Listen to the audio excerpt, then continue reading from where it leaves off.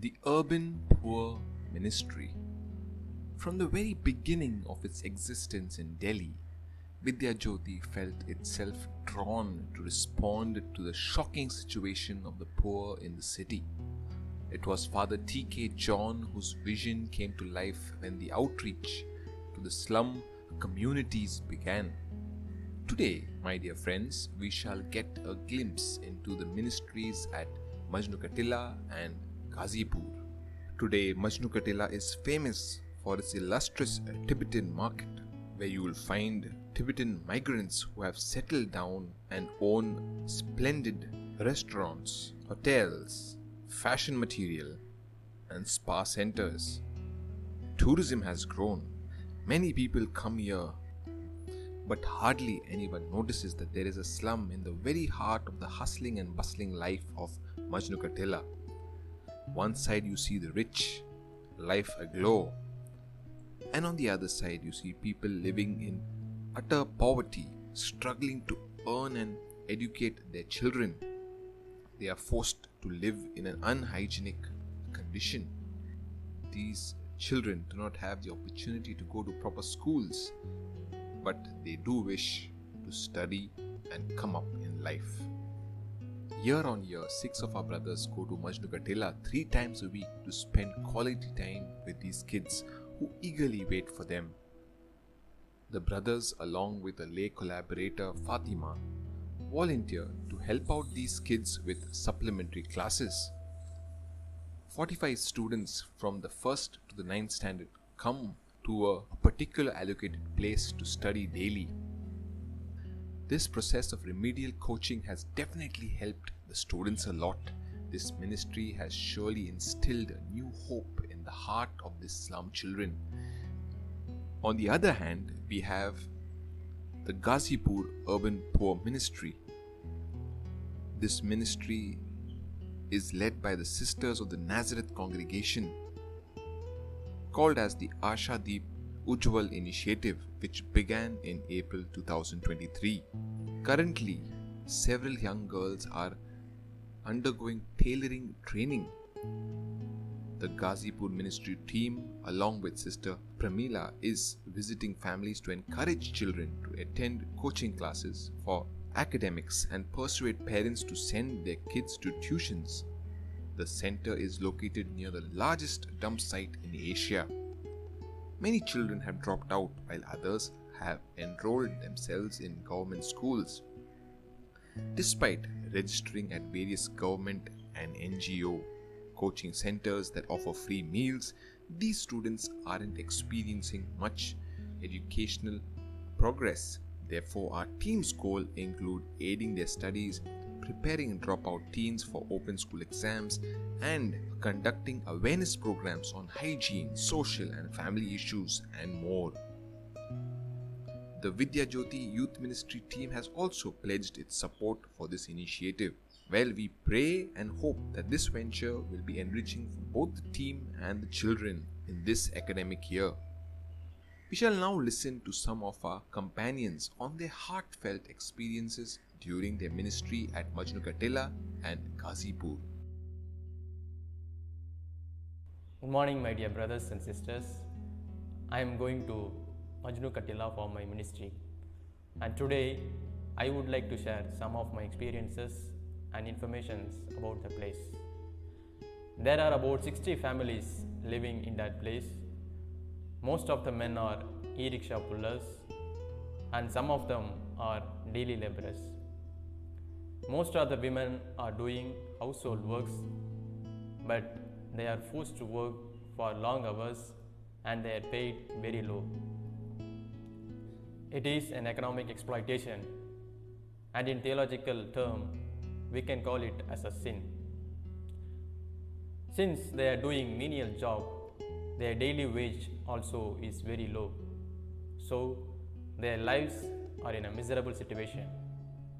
Since their economic status is very low, they are struggling to lead a decent life,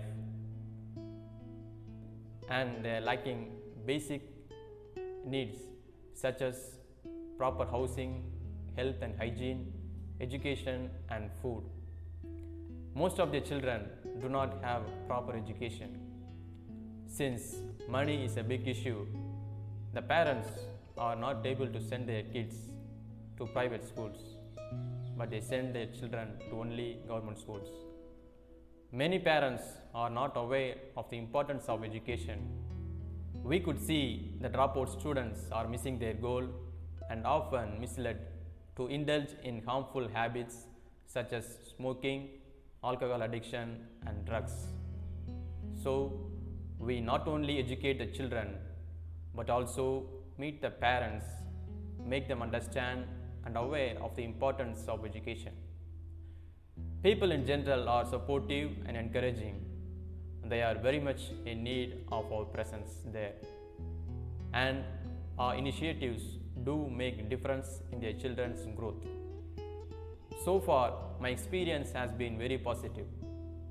Even though language is a barrier for me, yet with my little Hindi, I am able to converse with the students.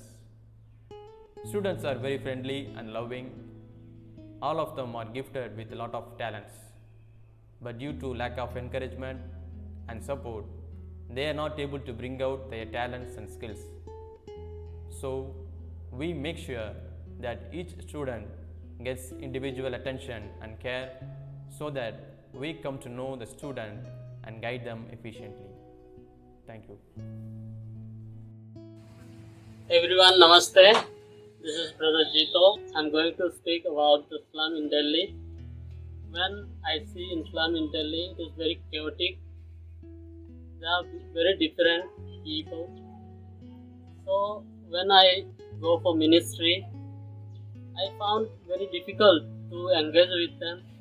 They are very simple, but in situation they are living, they are not proper house or not proper food to eat, but they are managing everything in simple way or limited sources.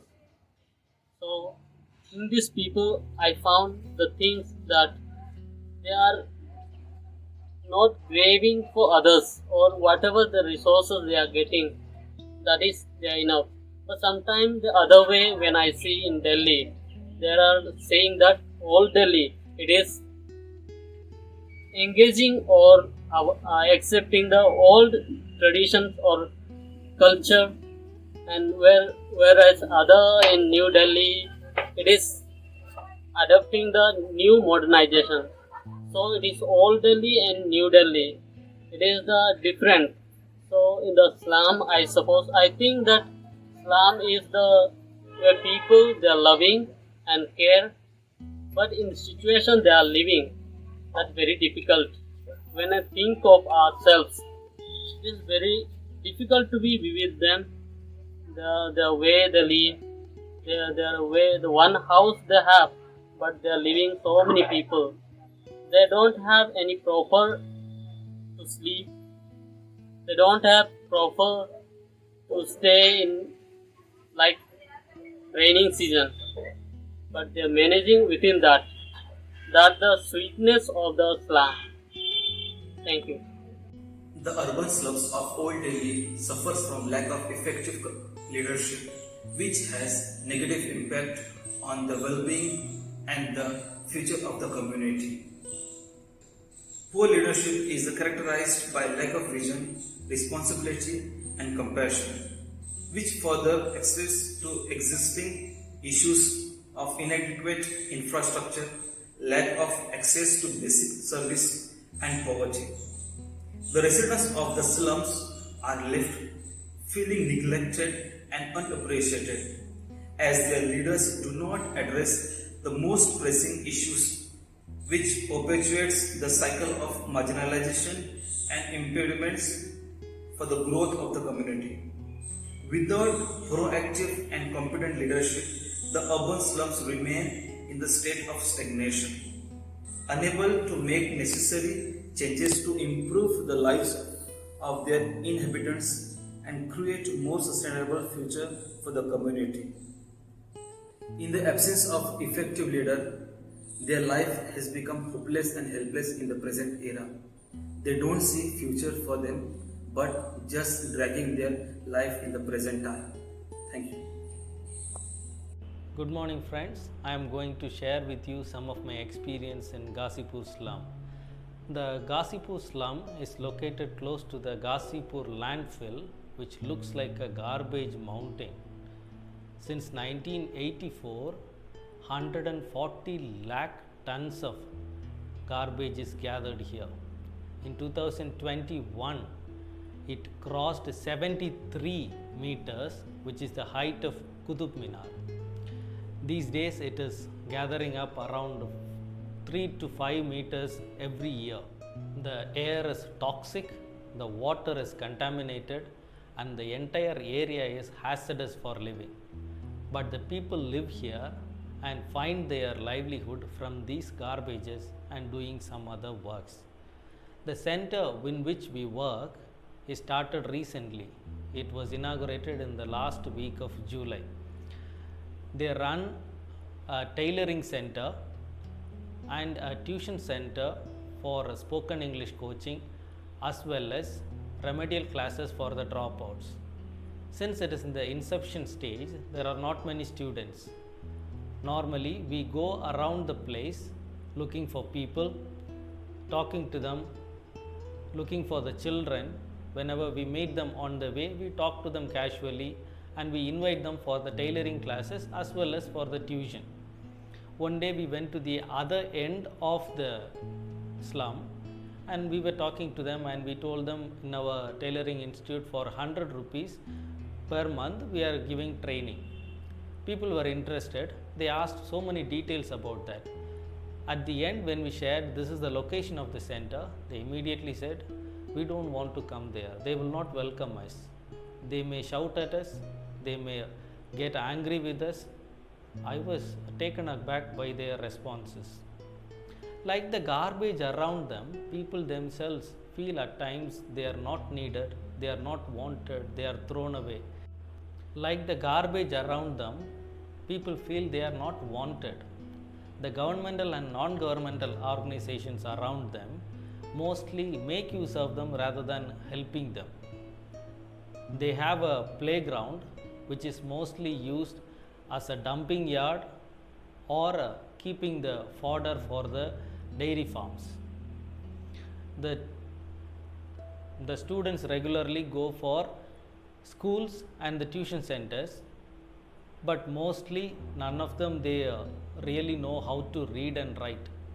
In some or other way, whatever little they have is still used up by the people, those who are owning garbage resale centers and the dairy farms. They want to belong somewhere and they lost their identity. The need to belong, the sense of security and belonging and identity are one of the most basic social needs. In Maslow's hierarchy of needs, he puts them in the second and third level. If you look at the life of Israelites, they had the strong sense of belonging and the identity as God's chosen people.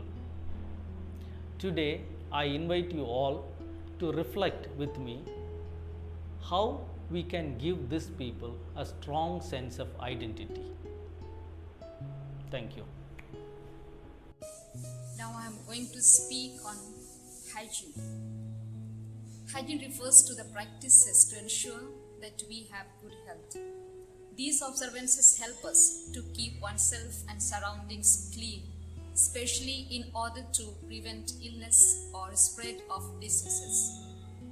Having said that, I would like to share my experience of visiting the slum area of Ghazipur. Life is hell for the rag pickers who live here.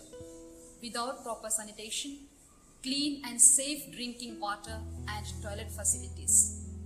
It is ironical that people of Ghazipur slums, a colony of rag pickers, whose works makes the lives of others comfortable, are themselves forced to live in worst of conditions. They don't even have access to a basic need like toilets, water and clean surroundings. All around the places we notice clogged drains, stagnant water, narrow lanes, cramped houses, heaps of garbage, and strong stink of the combined hangs around the slum. This is the heart-wrenching situation of our brothers and sisters in Gazipur. Earth is our common home, and all her children have the right to live and enjoy the gifts of God. People must be made aware of their rights, and they need to be able to demand it. Understanding the value of human beings as the children of God, I need to make an entry into their lives by respecting them, listening to them attentively, and making them aware of the need for hygiene and sanitation while enlightening them on the importance of educating their children. Constant connection and interaction would certainly make them aware of these values, and one day, I hope, they too will be able to live in dignity and with a sense of equality. Thank you. Education is the most powerful weapon with which you can transform the world, says Nelson Mandela. But I wonder, even at 21st century, how come poor children from Gazipur are deprived of qualitative education? Though the government spends a lot of money for educating poor children and children of the marginalized and underprivileged, still I find lack of education in the urban poor area. As I go for my ministry, I find so many children are simply roaming around in the streets of Gazipur. There are so many youngsters are still dropouts. They have not completed their studies. This is the situation of education at Gazipur slum. I think there is a lack of motivation among the children as well as among the parents too. Because of that, children are forced to become rag pickers. They earn meager amount of money from rag picking. Because of that, they lose interest in education. They don't go for school. Teachers from government schools, they don't take initiatives to motivate these students, understanding their own poor backgrounds, because their situation forces the children to be demotivated to learn or to rethink their future.